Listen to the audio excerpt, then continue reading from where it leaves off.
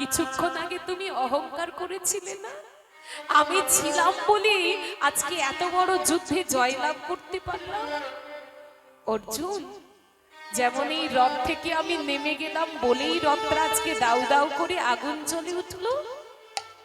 তোমার এই রথের মধ্যে, দেহ রথের মধ্যে আমি আছি বলেই কিন্তু আজকে তুমি এত শক্তিটা পেয়েছিলে কুরুক্ষেত্রের মাঠে।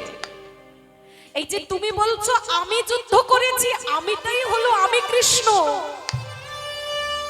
আমি কৃষ্ণ ছিলাম বলেই তুমি এত শক্তিটা পেয়েছিলে।